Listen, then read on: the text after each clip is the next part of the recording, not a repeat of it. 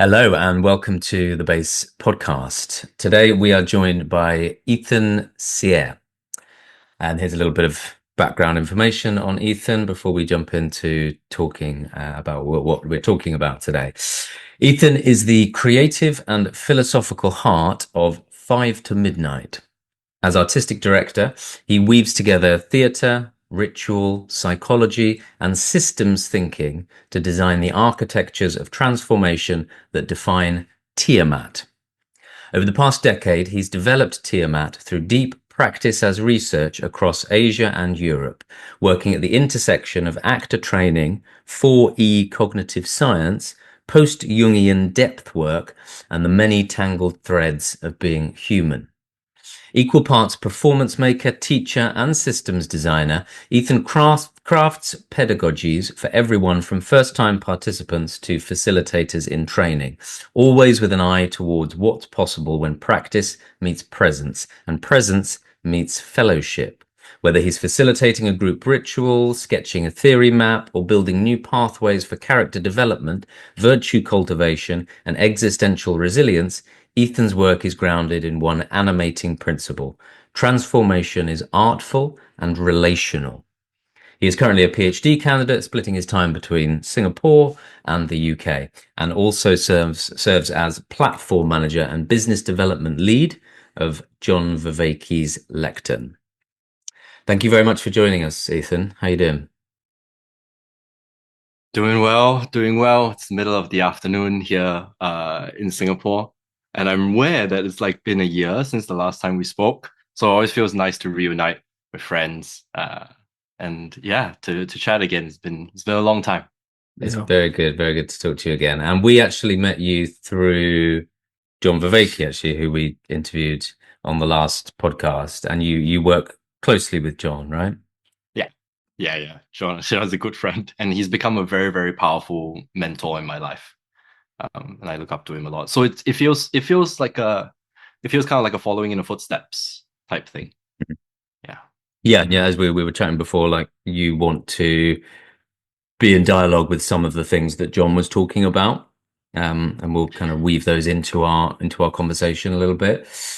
Mm. Perhaps we can start though with you. I mean, we've given a little introduction about your work there, but I mentioned the company Five to Midnight. Perhaps Mhm. you can give us a little bit of explanation of that company of which you are the artistic director. Yeah, so Five to Midnight has been my brainchild since 2016 at this point. So the maybe this can tie into a kind of like a historical piece. So the last time I was living in London was in 2014. I went to drama school in London. And there was, kind of like that wide-eyed sort of enthusiasm around going to drama school. I was in my early 20s, was really, really happy to be there, having just come out of the army in Singapore. I finished my conscription and I was really looking forward to drama school. So I did drama school for the first year, and I'm like a really hardcore student. So, if you're familiar with conservatory sort of schedules, it's like you start at 7 o'clock in the morning, you end at like 7 p.m. at night. And then for me, I would go down into the studios and work till 11 p.m. And, I was really busting my ass. And I was doing well, don't get me wrong. Like it was really powerful training. And then at the end of my first year, I had the opportunity to go to New York to work with Robert Wilson at the Watermill Center. And Bob Wilson was a big, big influence on sort of my artistic journey.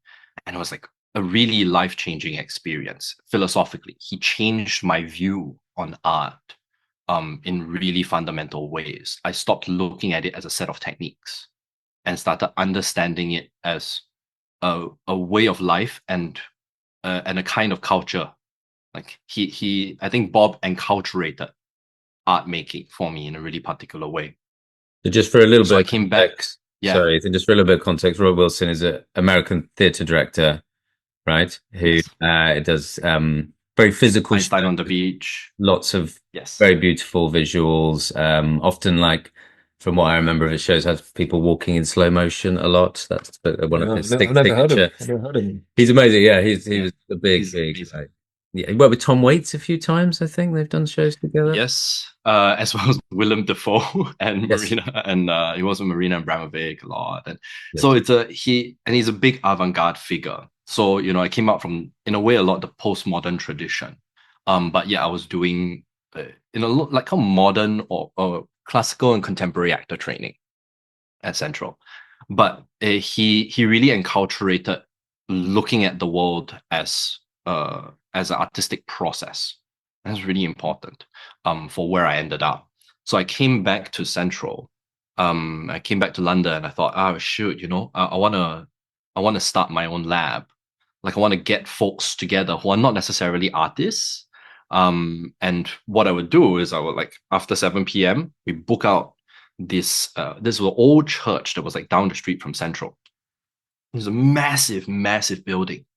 And it was incredibly like what's the word? Powerfully embracing. It's the kind of word that I would that's how I would describe it. It felt like one was always too small for the space. And ideally it's the old church building, so that's kind of on brand. And I will work with like some actors were sort of like senior, like they were my seniors. They were like 1 year above us, and I went out and I grabbed folks who were interested. So I went out to there's this thing was like a gourmet burger kitchen place next to the Barbican, and I found an actor there who was working as a server, and I was like, "Hey man, you interested in doing this thing?" And he was like, "Yeah," and he had an MA in classical performance, which I was like, "Why are you here?" Anyway, so I invited him over. We had like a Romanian rock musician, we had like a Chinese bioscientist or biochemist, and what we were interested in doing was taking exercises. Some of them were exercise from books. Some of them were games that they played as kids. And we would just make offerings. And the idea was to try and find like, well, what's at the ground of all of those experiences that's actually connecting us? What happens if we try this? And to see what's common rather than what's different, right? So we ended up really getting quite interesting, like like old Georgian rituals with candles. We had something like that. We got into like just group singing, for example, and then a lot of improvisation, which is stuff that I brought coming out of the Grotowski tradition. So after I did that for a year, I thought, you know what? I don't want to. I think I don't want to do the conservatory training anymore. I'm gonna go off and do my own thing. And that's when I started 5 to Midnight. And so the first place we flew to was Indonesia. And that's why I sort of brought these practices to actors in Indonesia to experiment with and see like, well, what happens if we experimented with these practices in a totally different culture? Because we didn't have any Indonesians in the space in London. And what was really surprising was they went like, this is really similar to like some of the Islamic rituals that we do, or this is really different from the kind of training that we're receiving, or this is very similar to our like traditional dance training. I went, oh, so it's there's a through line, huh? There's something here in the practice that seems to be common. What is that? And I just kept exploring that for 10 years. And then now with the introduction of John's work for cognitive science, a lot of the work that I've been doing on Jung since I did my master's is now being formalized in my PhD. And I've been working a lot with non-actors in the past few years as I've done workshops in TIAMAT. So it's grown quite a lot. In that case, 5 to Midnight would, in short, be an organization that is deeply, deeply interested in the first principles of personhood. But we do that through practice. And in doing so, indirectly, imbibe a sense of cultural mobility. What I call cultural mobility in this case means the ability to step into and out of different ways of being, not just geographically, but like say, even within London, there's different subcultures, but ways of being in the world. Can I ask a quick question about so you were in the you not the you did a national service in Singapore, did you say? Yeah. Then you went, was it Central? What drama school did you go to? It was Central, yeah. Central School, Yeah. Central School of Speech and Drama. And where did you where did you get your sort of like? Did you have any academic education? Because you've always, since I met you, you're incredibly knowledgeable, and you seem to have read a lot about psychology and philosophy and all sorts.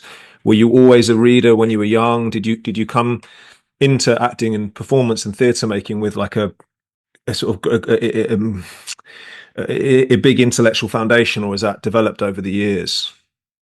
No, it's actually really new. It is really new to me. I really only started reading properly, in my opinion, during COVID. Oh wow, okay.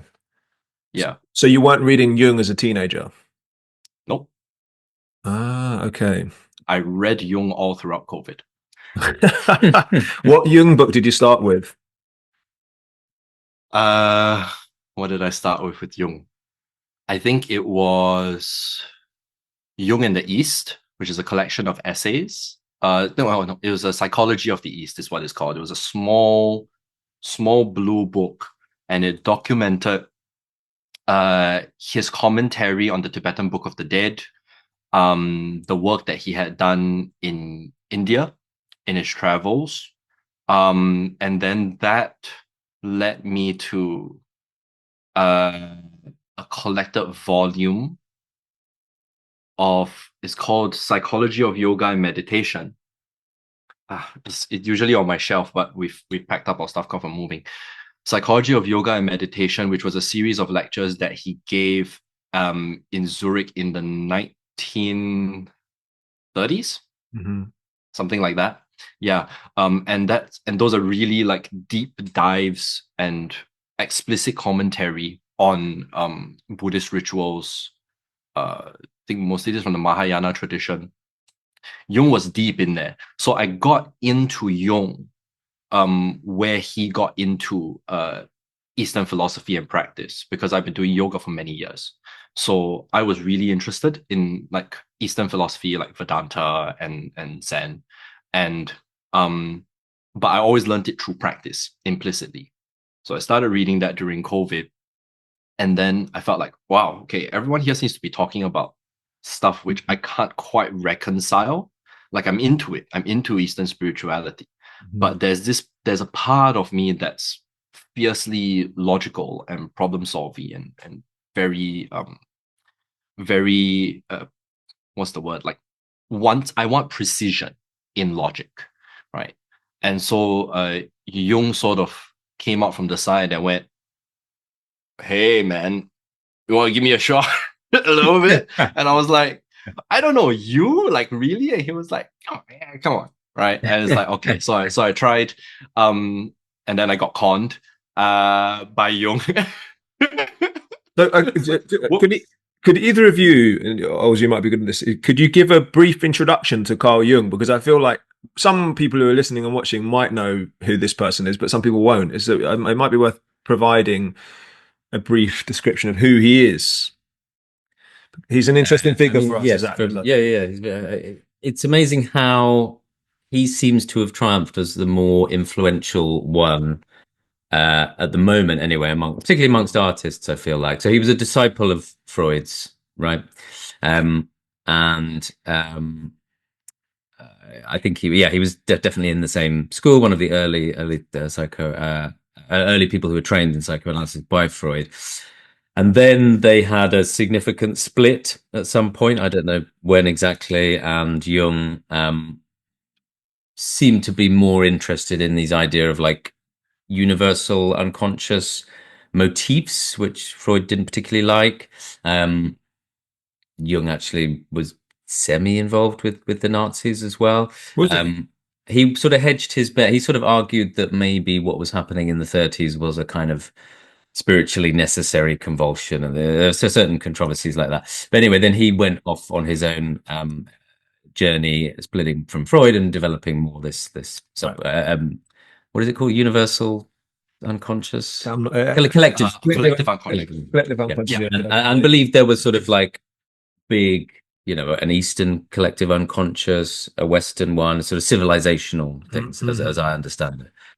So there is that's mostly right but there are a few gaps that need to be plugged, and I think these are helpful.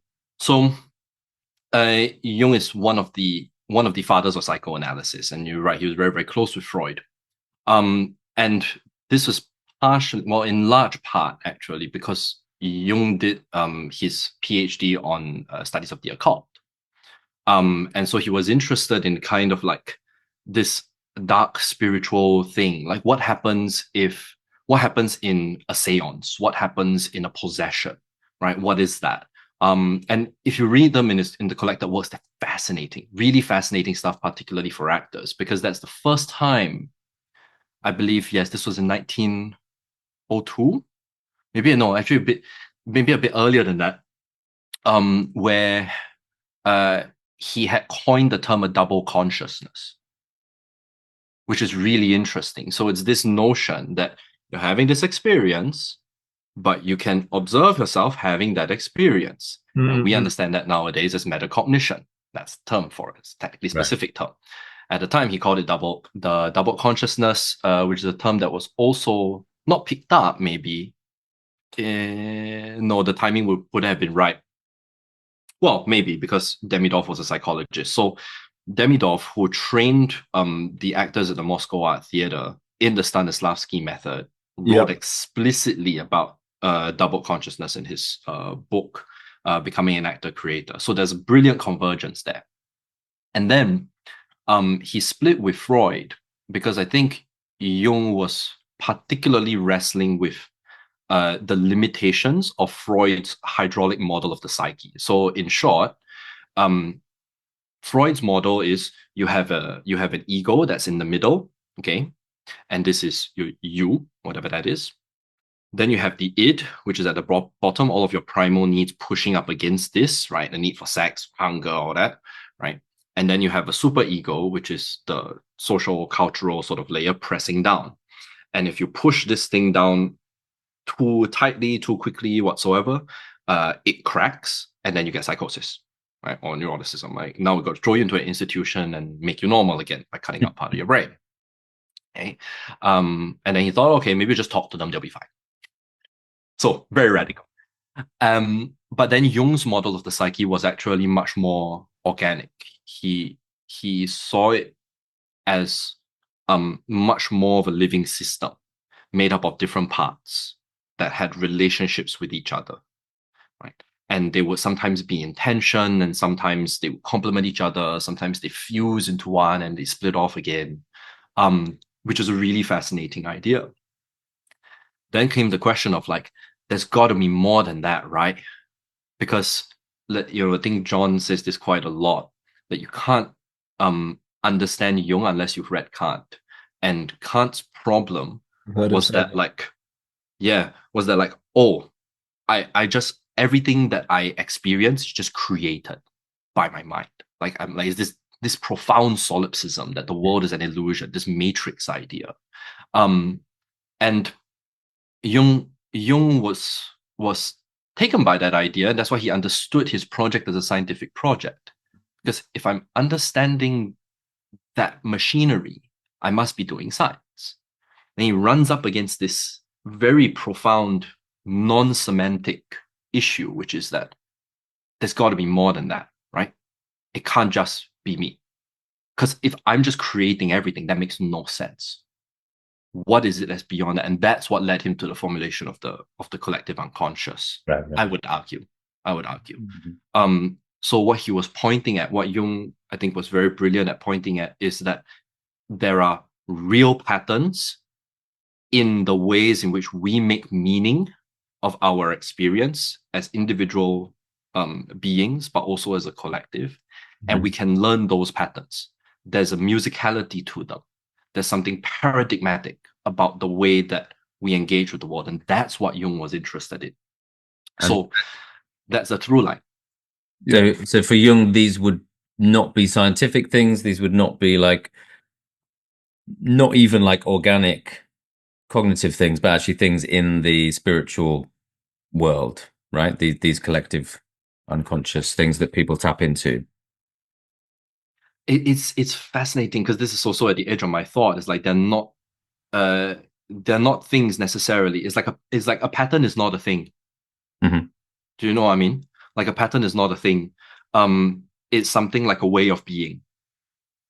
But what we can do is we can notice a pattern. I can't go out and grab it, but I can notice its presence. And so the way you think about it is like, okay. So if you try and hold your arm up, right, and just release your muscles, okay, your hand flops, right?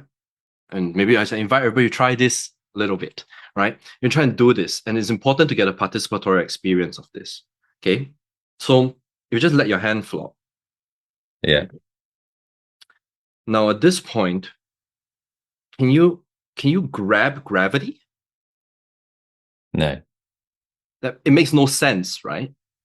But the pattern is that gravity is enacting on your arm anyway.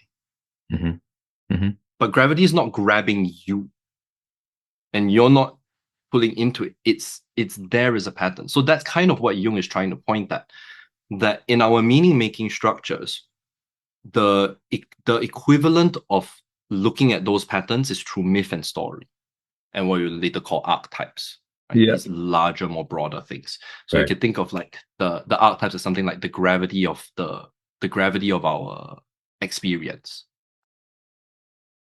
Yeah. Okay. So just to go into Immanuel Kant as well, tiny bit, because I remember John Vervaeke saying this in one of his lectures. He was saying Jung is a Kantian. You need to understand. So Immanuel Kant was a German philosopher from what's 17? Is it 1700s? Not 1800? No. He's before Goethe, isn't he? Yep. And then Immanuel Kant. So he's also German. Okay, right. And his famous book, the famous one is the Pure Critique of Reason. Is that Kant? My friends read it. It's very impressed by people who've read those kind of things. Okay, so anyway, that's just so if anyone wants to jump off and study people, then that's Immanuel Kant we're talking about there. Kant.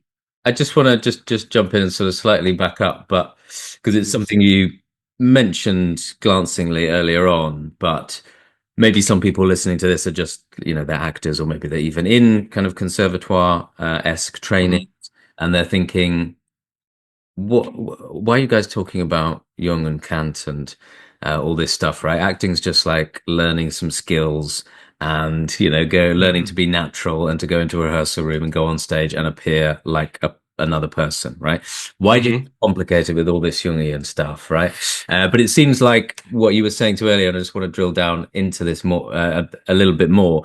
You were noticing in the extracurricular activities you were doing with people from other disciplines that conservatoire method isn't enough and doesn't tap into maybe a truer, deeper thing that theatre is about. Yeah. Is that fair? Yes. My whole PhD proposal hinges on this. So can you explain that more? Like, why is acting not just I learn some skills and pretend to be someone else? Sure, I'll make a case for it. I'll make a condensed version of my argument. And if you're an actor and you're listening to this, congratulations, thank you for your patience. I know we went off on a bit of a tangent there, but this is important. No, it's all great. It matters to me. So why are we talking about Jung particularly, and Kant more generally, and what does it have to do with actors? So here's the Cliff Notes version. Actors are screwed. We're really screwed. If you choose to be an actor, you might not know exactly how it is, how detrimental it is, but I'm going to tell you now what that looks like. People who choose to be actors are prone to certain kinds of psychological vulnerabilities.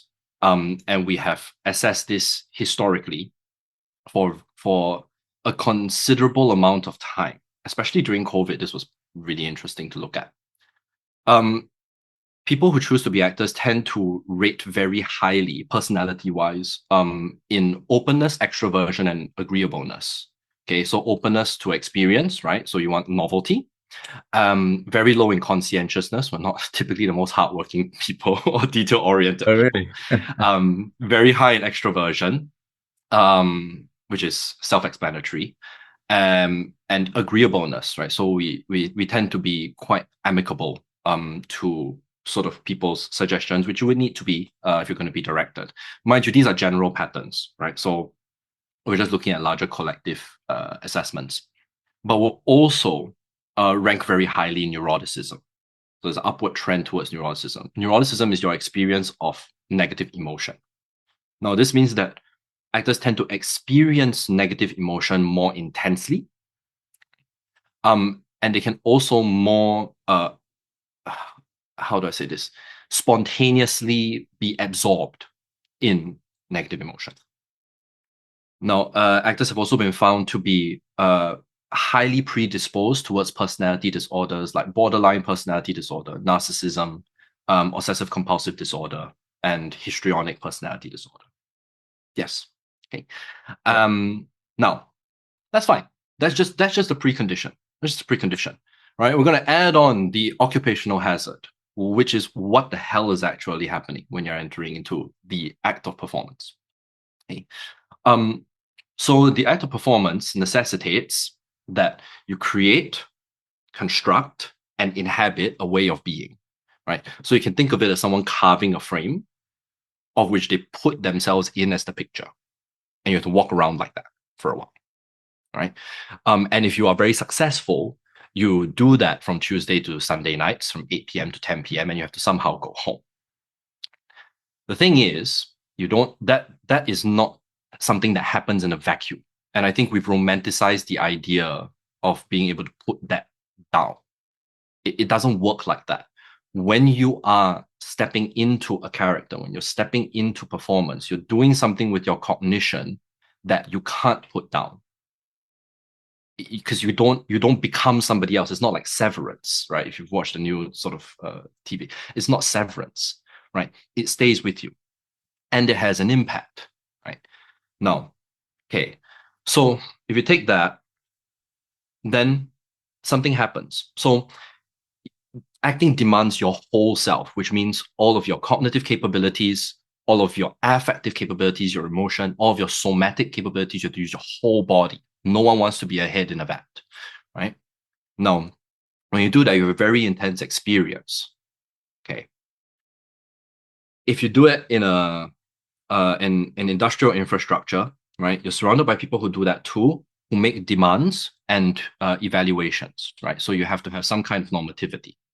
I'm being evaluated as a good performer or not, right? Or I'm trying to do this well, or it's full of truth, or it's full of meaning, or it's whatever, right? So all of that stuff is there. Problem is, if you're trying to pursue that and make that the ground of your livelihood, now this is every actor's conundrum, right? I get an agent. The agent is not necessarily interested in providing for my livelihood, nor taking care of my psychological vulnerability. They send me to auditions. Every 3 months, maybe I get an audition, and I work bloody hard for it. Okay, I go there, I do it, and I may or may not hear back from them for 3 to 6 months. I'm at that point maybe forgotten about it. I don't know what it is anymore. And then if I get it, great. Maybe it's a big break, whatever, right? If I don't get it, well, okay, cycle just repeats again. In the meantime, do you want nuts with your pad thai or not? Right. So we're looking at a gig economy that is financially unstable. It makes it very, very difficult to manage your time. It makes it very difficult to maintain long-term relationships. You have to spontaneously isolate yourself to go work on a monologue that you have to send for a tape the next morning, something like that. All the while juggling the fact that there is this underlying psychological vulnerability. And Lord help you if you fall into a bout of depression, because that's like what happens if your big break comes in, while you're down in the doldrums. That's there's no, notice how there's a lack of agency infrastructurally. I'm not saying that people want to do this. I'm saying this is what I see as the hellhole that we're in, right? So if you keep going on this cycle, it starts becoming parasitic, right? So I'm borrowing from John. This is what we call parasitic processing. Start getting used to it, because the idea is, oh, yeah, giving up, going to this event that I really care about, or watching my friend's show, or meeting my partner for dinner so that I can go and prepare for this audition is the right and reasonable thing to do, because I have to play the game. Really? Is that really the case? And okay, so I'll double down on it. Let's double down on this. Okay, so how do we come to evaluate whether this is or is not the case, right? Whether this is something that should be done or should not be done. I have on hand And this is just an example, okay? So, but it is there, right? Let's take a look at evaluation matrix and assessment matrix for drama school.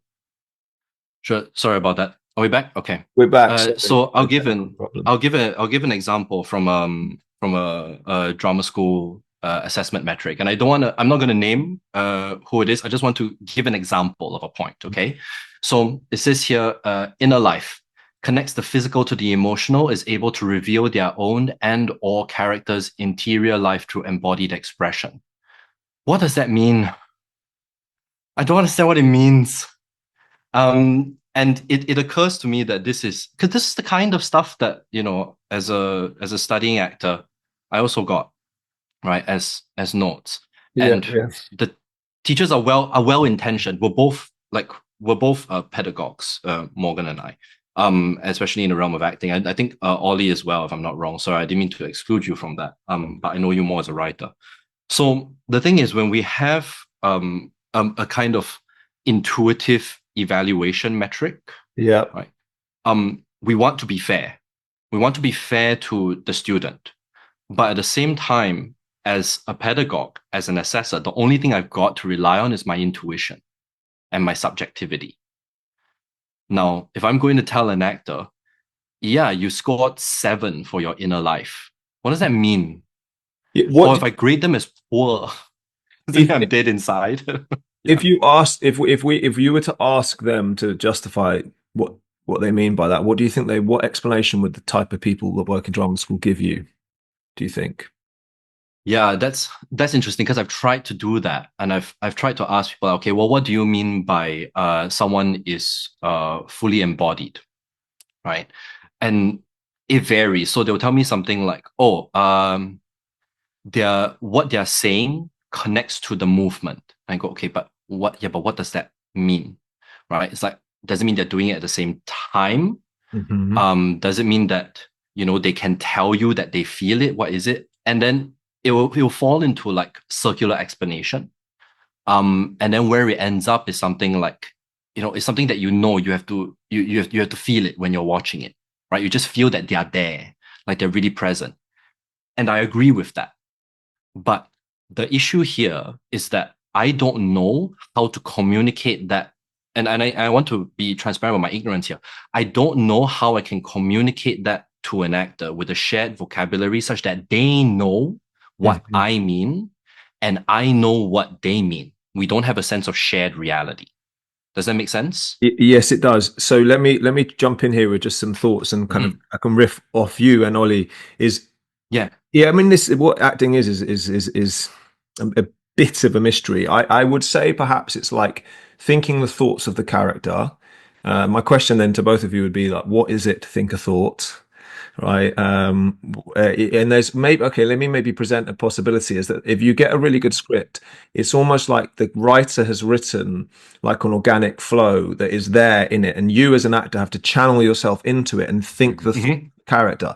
Now, occasionally you don't do that. Like occasionally I'm on stage at the moment, very occasionally you drift off, you know, you start thinking about something else, but when you're fully connected to a performance, it does feel like you're on the river of the thought of the character, and you enter into a perceptual relationship with their perception of reality, and you share in that with them, and you live there with them, and you begin to.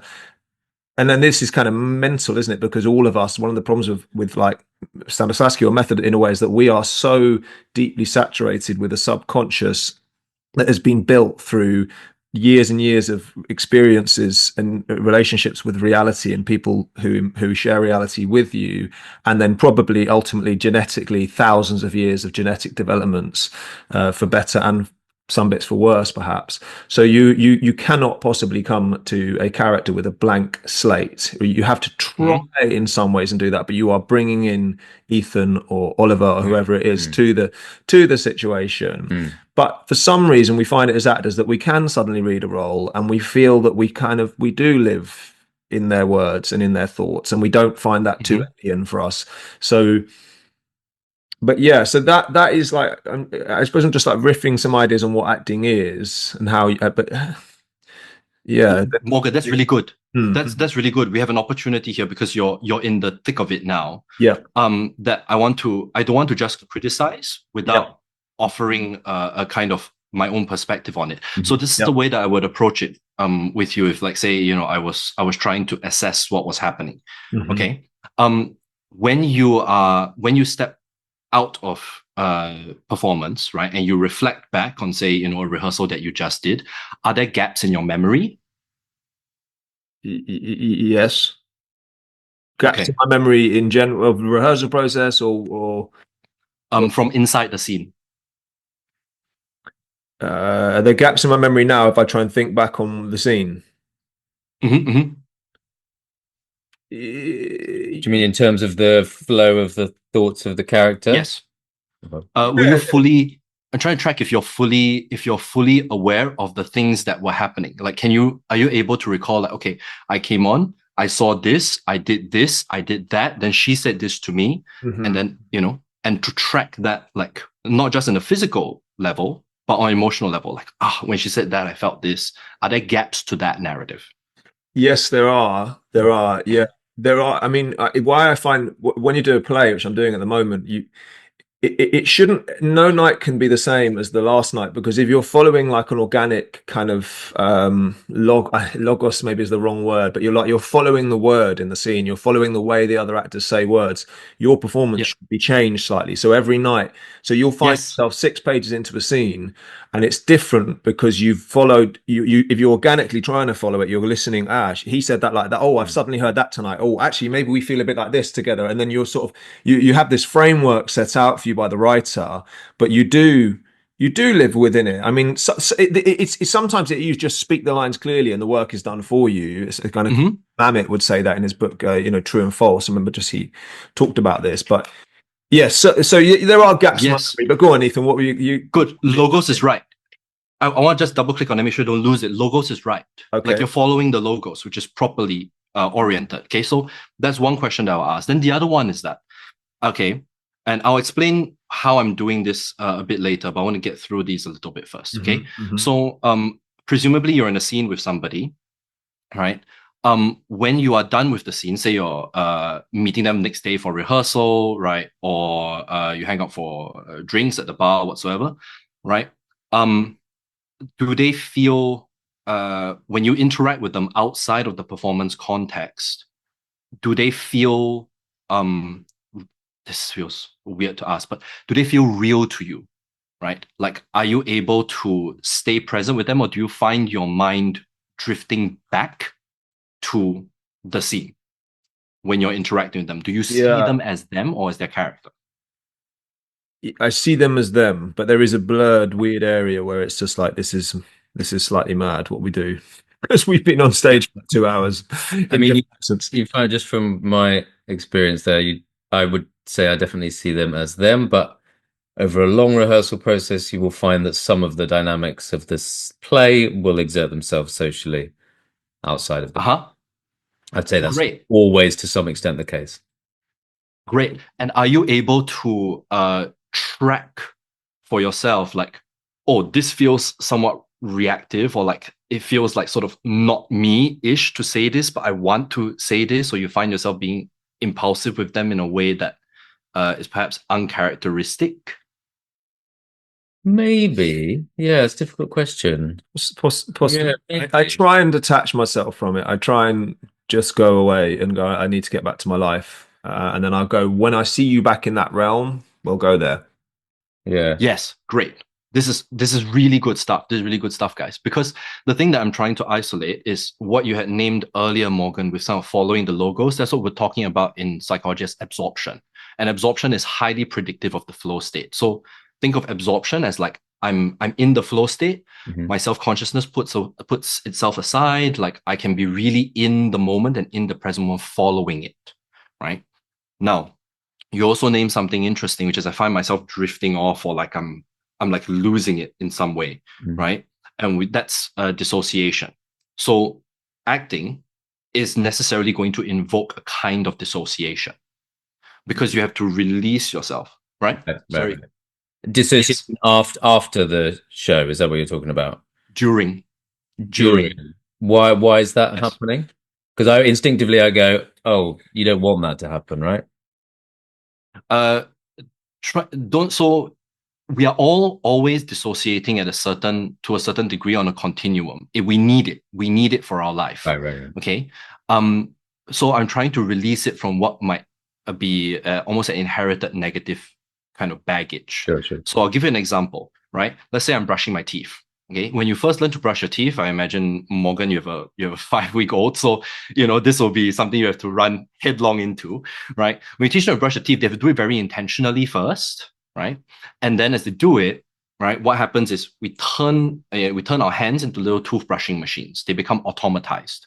So we don't have to spend attentional resources going right, in, out, up, down for 20 seconds, and then now left and right? So we automatize it and we dissociate from it so that we can think about, well, what am I going to do tomorrow? What time do I have to sleep now? Right? It saves us attentional resources. We do the same thing in performance. If I dissociate from how concerned I am about the babysitter not being at home in time while I'm in the scene, right? I can be more in the scene. I can be absorbed in it. So you see how there's a modulation effect that's happening, right, on the inside. Now, the tricky thing here that I asked with the third question is that actors, when they are performing, we experience a certain kind of risk around depersonalization, I'm not real, or derealization, the world is not real, right?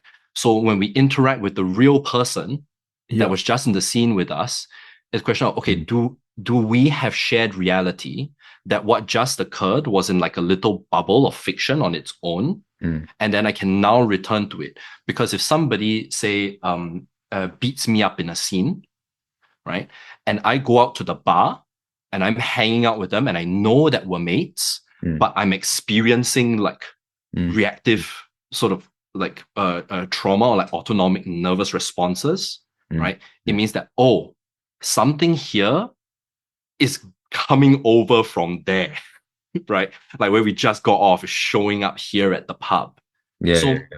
When we assess, when we evaluate actors, or at least when I evaluate actors, what I'm looking at is to say, okay, in the fiction, do I take it that everything here is coherent? Yeah, of course he would do that. Of course he punches him in the face. Of course this happens, right? Like there is a gestalt, there is a wholeness. The logos is alive in what I'm watching.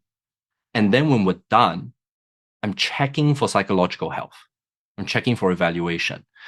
And if I go to an actor and I'm like, hey, do you remember what happened there? And they go, yeah, no, I like blanked out for a little bit. Okay. Do you see all the broken bottles on the stage?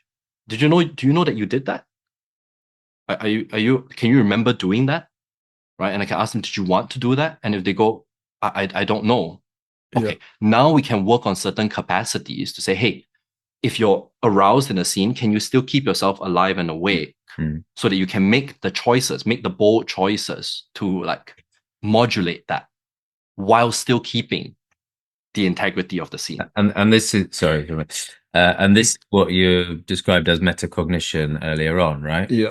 So there's a sort of balance between absorption and dissociation in your yes. And actually, it makes me think. There's a wonderful. Do you remember that old program, the Inside the Actors Studio? Yeah, I still love that. Okay. Yeah. There's one with Jack Lemmon, who is one of my favorite actors. So brilliant. And he talked about exactly what you're saying. And he's like saying, as a young actor, sometimes you feel like I have to sort of be out of control. Like that's what I should be. I guess in your language, he would mean like full absorption. I can't remember what I did. And he says, actually, he thinks you will find the more in control you are, the better it is. Like, I mean, obviously, one doesn't want to be like totally varies, all of us. For sure. I just like hearing that and being like, because he is actually he's a very controlled actor, isn't he? And there's lots of different types of actors. Yeah. It's hard to say what it all is, isn't it? Exactly. Maybe a De Niro would say, no, you shouldn't be. You got to be lost in the scene. You shouldn't know where you are. Yeah, but so there's always this kind of balance and stuff. But it refers back a little bit to what John was saying when we interviewed him about these different kinds of play, and maybe there's a balance between absorption and dissociation, which is a play sort of state. It's serious play. Serious play. Serious play. That That's was Serious play. You're walking the middle road. yes. yeah. So That's the idea. serious play and flow state is good. Someone said to me the other night, and he gave me a big compliment. He said, "You were in such a great flow state on stage," and I thought that was a huge compliment. Yeah, You know, I thought Yeah. it's kind of what you want as an actor. Yeah. So this metacognition stuff is because this is quite trippy territory we're going into, and I want to. By the way, Ethan, I want to weave back to something you started with probably about 15 minutes ago now. But the metacognition stuff is like, so do we? If we're metacognizing, we're sort of observing ourselves in reality, and we're acting out. We kind of, because everything is a performance in some way. I'm dressed and I'm wearing my costume today.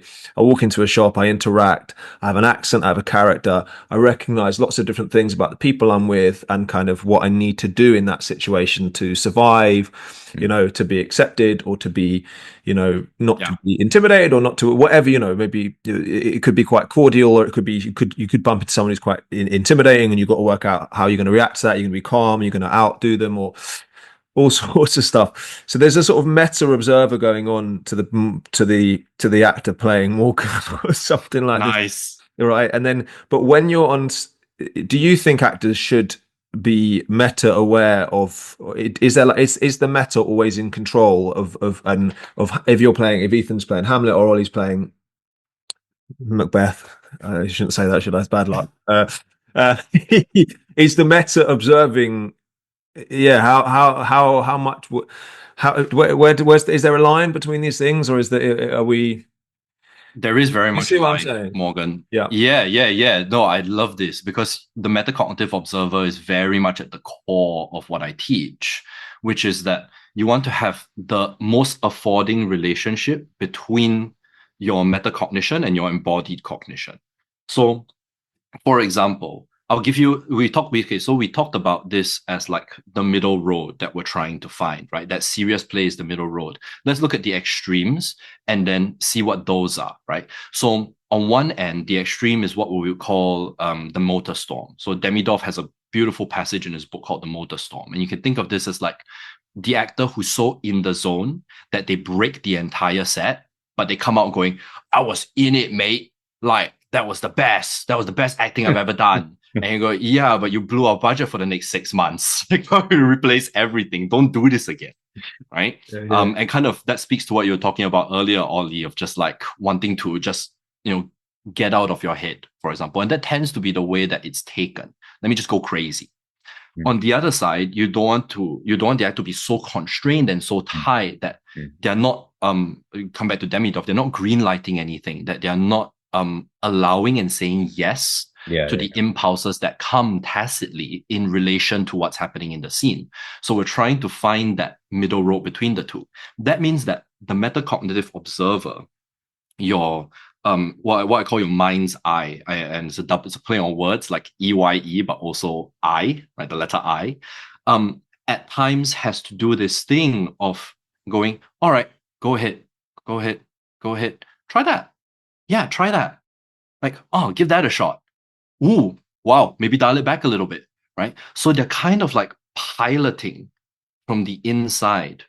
And so when we're training people to do this, you have to have a certain relationship, and I mean this like almost like a friendship, right? A quality of relationship between your metacognitive observer and your embodied cognition. Because if your metacognitive observer is going, don't do that, it's wrong, right? Which you is killed an impulse. Which is how Freud saw the superego working, right? As this thing squatting on top of you, going, Yes. "Oh, you're stupid, you're an idiot. What the fuck are you doing?" Yeah. You're arguing for like a almost more like maternal, encouraging superego, right?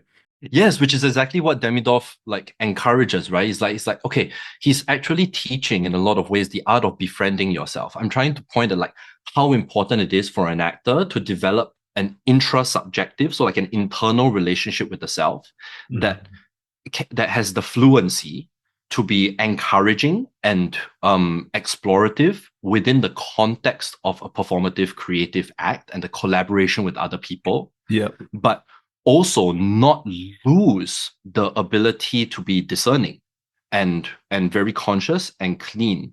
When we tell actors, hey, like get out of your head. Don't think so much. Mhm. What I fear that we're doing, and I'm super, super conscious of this, is we're trying to render the metacognition irrelevant.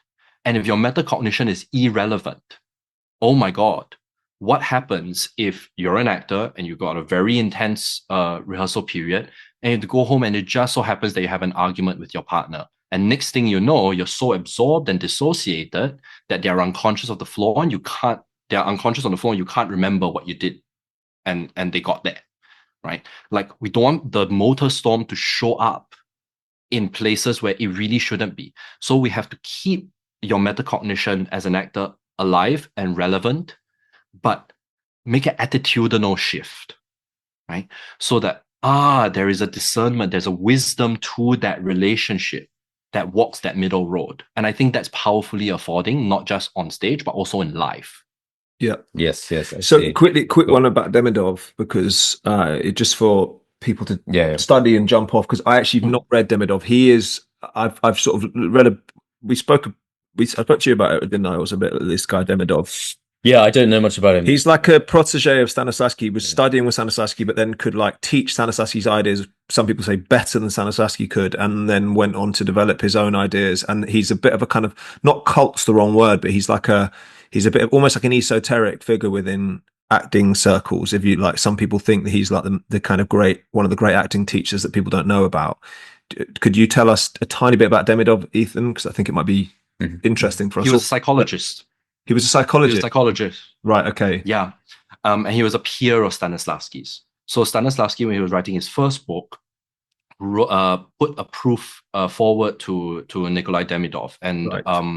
Andrei Malayev-Babel, who did the translation for the book from Russian into English, is in that collected volume, Becoming an Actor Creator, writes a wonderful biography for Demidov. So Stanislavski put forward this proof, and then Demidov looked at it and said, okay, great. This is a great analytical project. It's a great way for an actor to understand what's happening to them in hindsight. You've given vocabulary to it. That's fantastic. But it's not the way that we teach it. It's not a pedagogical project. Right. Because the pedagogical project is actually something closer to the later era of Stanislavski's work around active analysis, where this is where 4E Hsieh comes in, right? You come in and you do it, you fully embody it. You give way to the impulses. You let that come through, and then you build the character in action rather than in concept. Does that make sense? Mm-hmm. Do you understand that teleology? Yeah. Right? So Demidov had developed a particular pedagogical program which said, look, this is the way that I teach the method to the actors in the Moscow Art Theater. Right?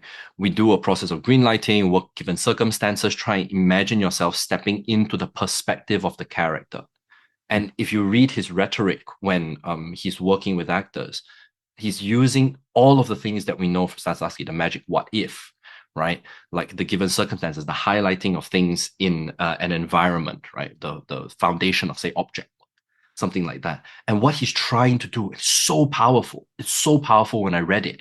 It's like, if you're playing someone who's like an alcoholic and you never drunk, right? You never had a drink in your life, but you have to get yourself to that place where you go on and you find that beer bottle in the corner far more foregrounded, far more salient to you than anything else. That's your goal. Like as an actor, that thing needs to be at the forefront where it would usually be in the background. And the way that we do that is what John and I have been exploring recently as the imaginal. What would it be if I was someone who really wanted a drink all of the time? Where can I find it in myself, that desire to like escape from something, or a desire for reprieve? What is that? Okay. Well, for me, it's video games, right? So what if I could transfer the desire that I have for video games to a beer bottle? What would that be? And it's like I have a grounded, embodied sense of it, right? And I can enact that, and I can work it, and I can train that perspective, sort of like an EQ, to be my default from Tuesday to Sunday, 8 p.m. to 10 p.m., right? And I can put that down and go for a drink afterwards, right? So the actor's ability to modulate that and do that is incredibly powerful. That's what Demidov picked up on. And he understood that as you can use your metacognitive observer to help you do that. That your metacognitive observer is going, yo, the beer, dude. Beer. It's tiring, right? Oh, this conversation is so annoying. Maybe if you just go on, just stand next to it. No one will notice. No one will notice if you walk over. Okay. All right. Okay, no one's looking. Sneak a sip. Come on. It's all right. You know? And just so you see what I mean? Like the fiction is held there. There's an integrity to the fiction. Yeah. Yeah. This is so when if you were to use like emotional recall or emotional memory, which I know is like some people disagree with it. So what is happening there? Would you say if you're imagining, so Ollie's got to get into a scene, and or let's just say Morgan, because I don't want to dig into your path. The psychodrama has begun. Yeah, but say Morgan's trying to connect to a scene, and I can't connect to it because my imagination is not just taking me with the text and the character. So I go, right, I'm going to imagine when I was 6, my hamster dying, or it's the classic example. I'll just use that for now because I'm going to my personal life. But it might, and then that I imagine the memory of my hamster dying. What would that be? What's happening cognitively there? Am I then drawing on Morgan's id, or am I drawing that is then provoking the emotion which matches or might be a closer match than nothing to the character? So is it through imagination that we summon, that we probe and prod our psyche or our id to conjure the emotion in the present form to put into a scene? Is it something like that? Would that yeah? Do you think that's useful, and Ollie, or is that because that is kind of active? It's active imagination to draw something from your sort of fabric of being that will then allow you something like emotional truth in a scene.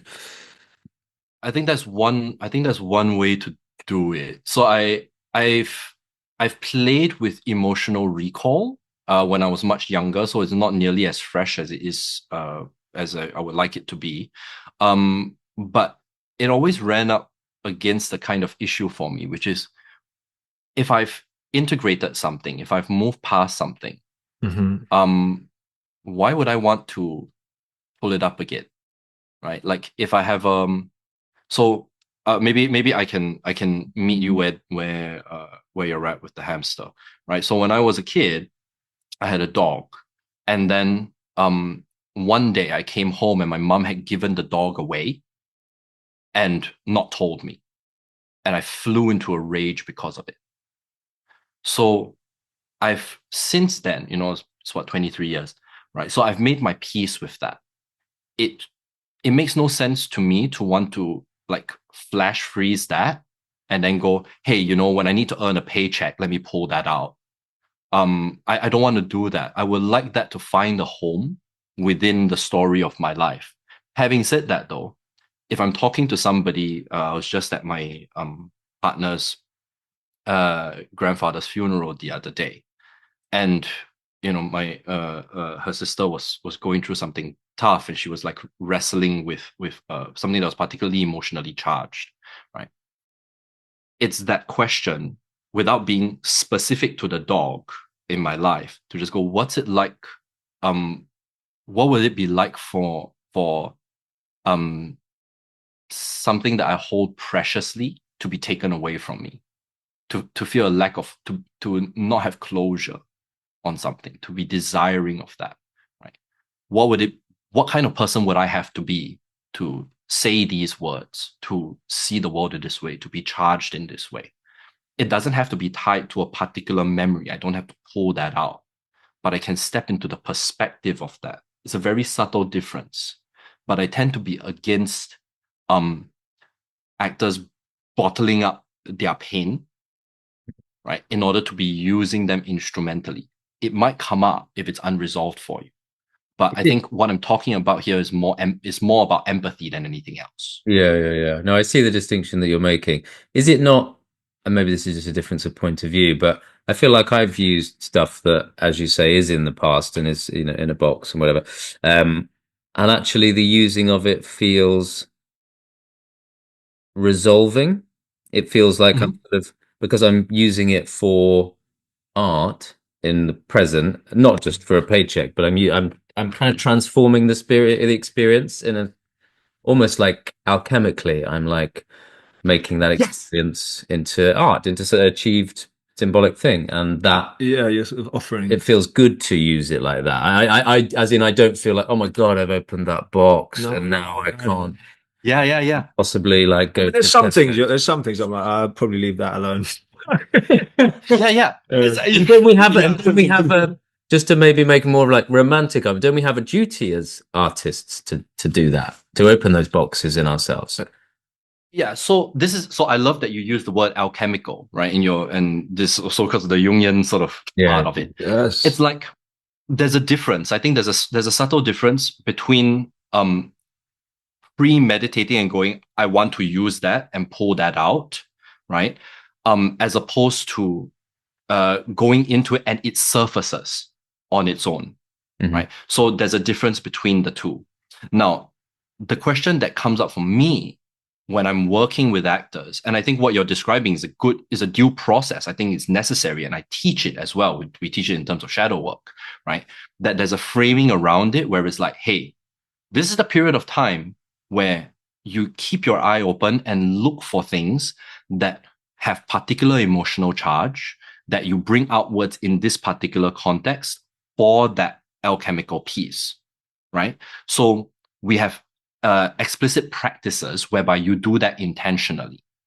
Now, there is what I think Jung would say to that is that you're talking basically about a complex. Okay, so that has a certain degree of baggage. It's not just the one particular event that you might find relevant within that whole complex, like the hamster is relevant. It brings in all sorts of other things with it that may not belong in the context of the character you're trying to create. So you're kind of going like, I want that piece because it's relevant, but all of this stuff is following along with it, right? Whereas what I'm trying to say is that like if you intentionally work with that stuff, right, resolve it, you can open up the flexibility to say, okay, I want this piece and probably that and that and that to give a more precise kind of sculptural thing to the kind of character that I'm creating. Does that make sense? Yeah, right? It does. Yeah. Okay, so let me weave all the way back into, you gave this brilliant speech where you said, you talked about actors being predisposed to particular kind of ways of being, mental problems or whatever it is. And then you said, I'm telling you, and I feel like since then we've gone on this kind of brilliant journey. But what were you saying? What was the point there? Were you saying like it's not enough? You said, why are we talking about Jung and Kant and I just wonder, have we concluded on why we are talking about Jung and Kant? We've ended up at Demidov and emotional memory. What have we concluded that, or shall we? Is there a way of concluding that?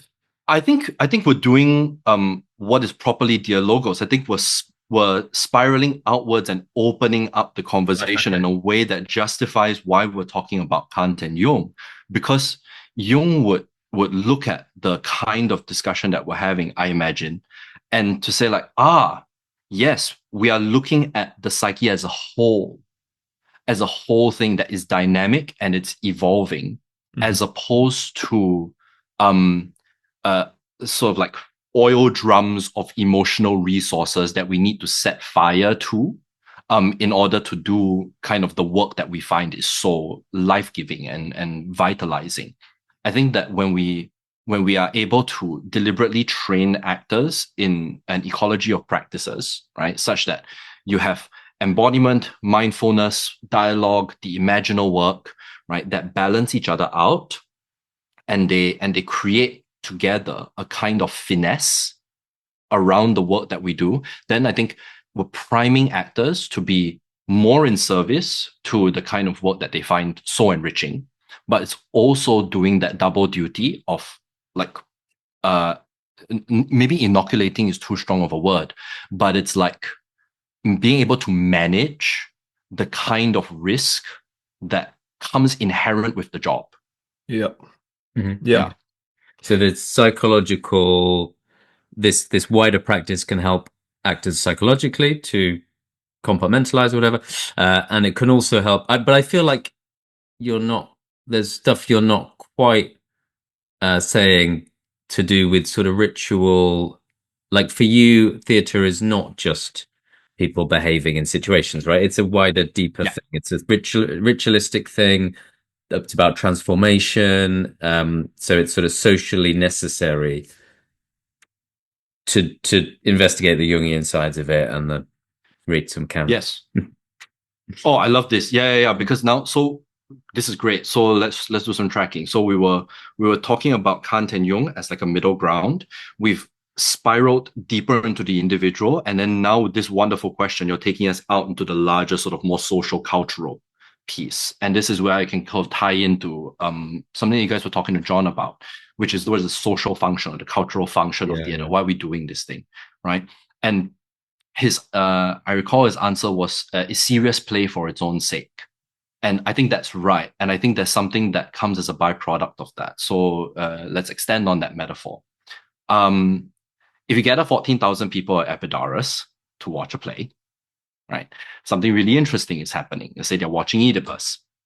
Okay. And here's this the tragedy-laden king. Watch that whole thing happen. Something which has been really powerful in the way in which we understand how we watch performance is we project ourselves into the perspective of that person that we're watching. And this is something you guys explored with John. Right? Now, there is also, that's say like the more outward, yeah, I don't like this term, but outward facing kind of mechanism. There's also an inward process, which is, oh, I don't think I want to be that guy. Like maybe that's a bad idea. Maybe I don't want to blind myself and fuck my mom. Right? But that is an interesting question to consider in and of itself, because it's like implicitly also asking the question of like, sure, so what kind of person do you want to be? And that's a question that's being asked to 14,000 people, right? At the same time. Yeah. Now, if we hold that within a coherent metaphysics, right? The gods are moral exemplars. I don't want to be smite. I don't want Zeus to smite me down. Okay. Now I have a certain degree of normative pressure from which I can really consider the kind of person that I want to be. This is theater's orientation to virtue, which is a case that I'm making historically, has been complexifying. And there's a social function to this, which is if you were an actor 2,000 years ago, right? And you were calling up these parts and speaking as them and letting them sort of take your body in a possessive fashion, right? Then you would be considered a necromancer or a shaman. And we've lost that now because the metaphysics around our globalized world, right, is in flux and unstable. We don't have that yet, which is why, we when we talk about John's project of integrating science and spirituality in the philosophical Silk Road, creating a lingua franca that allows us to communicate between Kant and Jung and Heidegger and Zen and Neoplatonism, right? We're trying to do that is now so that we can home what is happening, right? Properly oriented towards virtue without destroying kind of the ground by which we enter into experience of our world.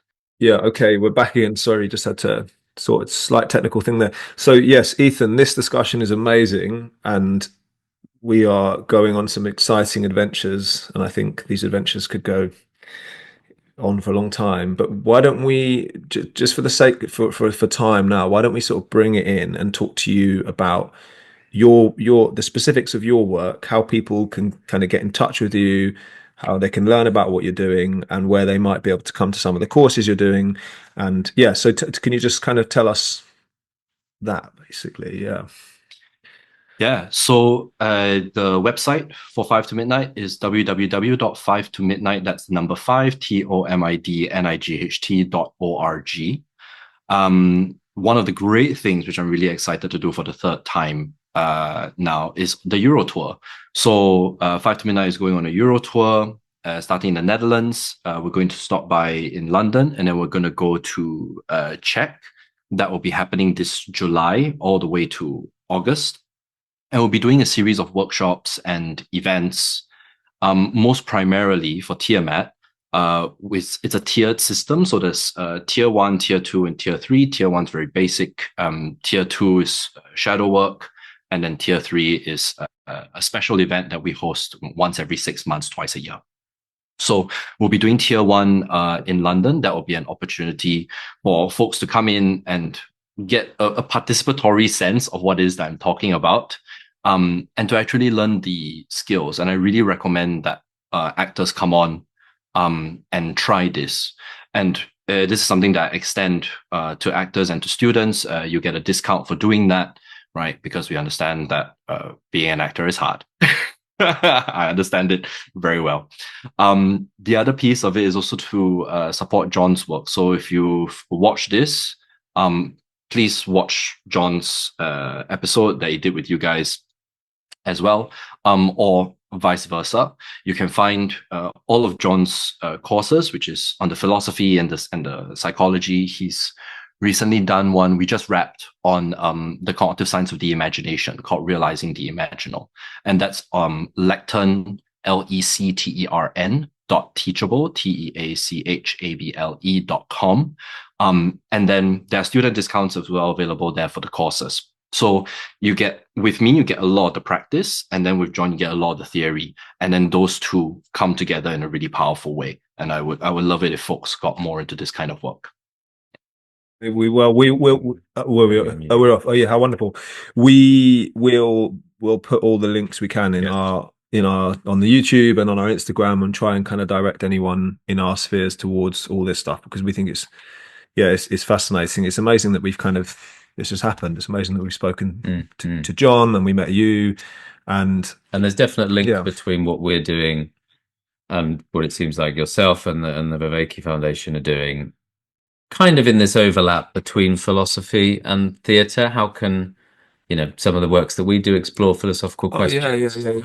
I'm most interested in, like, how can theatre explore these philosophical issues in a non-academic way, in a human way, without being like dry, but also without just being like social realism. But I mean, that's fine. But like, I want theatre to provoke and ask questions. Even just in general, just the dramatic world to raise its standard of discussion, and I think what I found was that, it was kind of why me and Ollie started this whole thing, was I would go and watch John's series, Awakening from the Meaning Crisis, and be electrified by how exciting this stuff was, and how much I was learning from these incredible minds. And then the sort of the level of discussion in our industry compared to that is just this pitiful.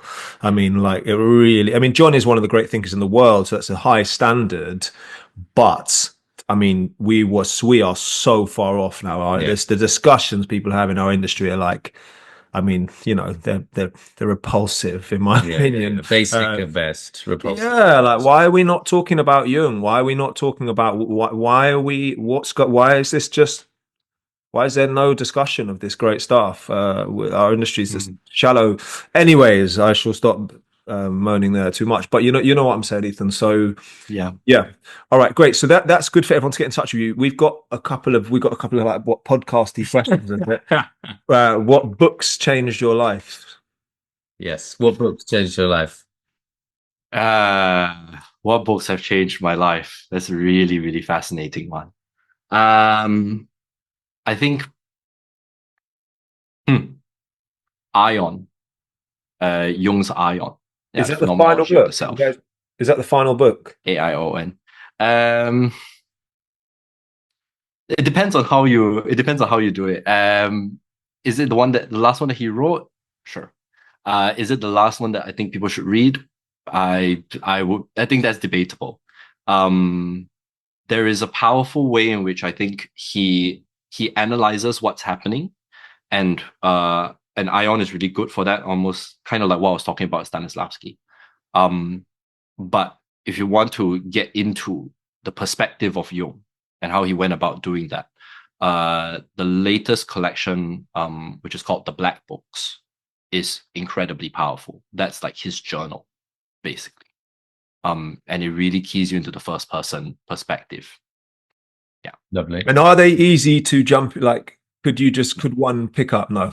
Because I remember I've heard ion is so complicated. It's like it blows your mind, but when you understand it, it will like, yeah. I might have to work my way towards ion. I think with Jung. I told John, like, I'm gonna read Ion side by side with Spinoza's Ethics, and his immediate response to that was, "And we never heard from Ethan again." And it's like, but I think that's part of it. We have. You've come back. You've come back. You went on that journey, and you're still here. Debatable. Okay, well that's good. I think let's just like that. We'll use those books, Iron and Jung and the Black books. Okay, and then do you want to ask the next one? Do you have a quote or a motto that you live by?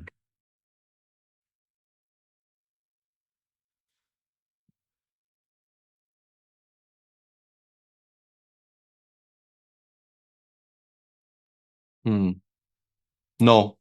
Good.